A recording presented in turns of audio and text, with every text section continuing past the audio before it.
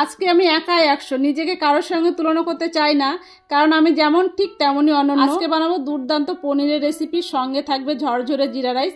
এমন স্বাদ মুখে পেলেই রেস্টুরেন্টে যাওয়ার ইচ্ছে উড়ে চলে যাবে, আর পকেট সে তো পুরোই সাশ্রয়। তোমরা একবার ট্রাই করতে পারো এই রকম স্বাদের একটা রেসিপি। প্রথমেই একটা মিক্সিং বলে বেশ কিছুটা ফ্রেশ টক দই নিয়েছি, ভালো করে ফেটিয়ে নিলাম। এর মধ্যে দিয়ে দিলাম বেরেস্তা, অর্ধেকটা রেখে দিলাম শেষে ব্যবহারের জন্য।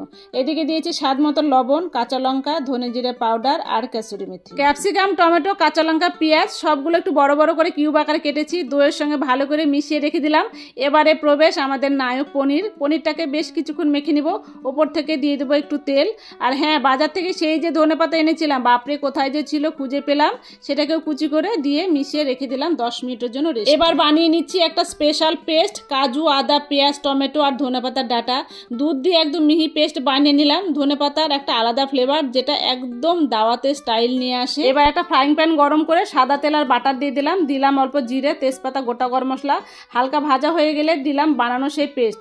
ভালো করে কষিয়ে নিব। তেল ছেড়ে এলে দিয়ে দেবো লবণ, চিনি, কাশ্মীরি রেড চিলি পাউডারের গুঁড়ো। মশলাটা সুন্দর কষানো হয়ে গেছে, ওপর থেকে তেল এসে গেছে।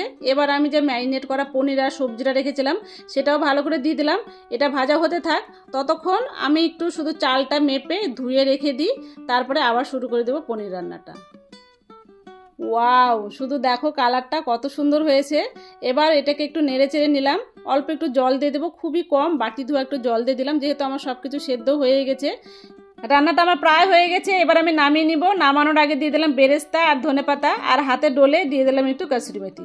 সবগুলোকে আবার একটু ভালো করে মিশিয়ে নিলাম। এবার গ্যাসটা বন্ধ করে দিলাম। ওপর থেকে দিয়ে দিলাম একটু ফ্রেশ ক্রিম আর ধনেপাতা দিয়ে গার্নিশিং করলাম। রেডি হয়ে গেল আমার দুর্দান্ত স্বাদের পনিরের রেসিপি। একবার চেয়ে দেখো, ঘরের মানুষ বলবে এটা কি তুমিই বানিয়েছো। রেস্টুরেন্টের স্বাদ হার মানবে তোমার রান্নার কাছে। এবারে জিরা রাইসের প্রিপারেশন। একটা পাত্রতে জল বসিয়ে দিলাম, তাতে দিয়ে দিলাম তেজপাতা, তেল আর গোটা গরম মশলা। তেলটা দেওয়াতে ভাতটা ঝরঝরে হবে, আর লবণ দিলে ভাতের মধ্যে লবণটা ঢুকবে। এবার আগে থেকে ধুয়ে রাখা বাসমতি রাইস চালটাও দিয়ে দিলাম। এটাকে ভালো করে সেদ্ধ করে নিব। নিয়ে একটা ছাকনা দিয়ে রেখে একটা ফ্রাইং প্যানে দিয়ে দিলাম সাদা তেল আর বাটার, আর দিয়ে দিলাম জিরে। জিরাটা ফোড়ন হয়ে গেলে ঢেলে দিয়ে দেবো ভাত। ওপর থেকে দিয়ে দেবো একটু ব্ল্যাক পেপার আর কুচানো ধনেপাতা। সবগুলোকে ভালো করে মিশিয়ে নিব, আর দিয়ে দিব অল্প বাটার। ব্যাস, তাহলে রেডি হয়ে গেল আমার ঝরঝরে জিরা রাইস। কেমন হলো?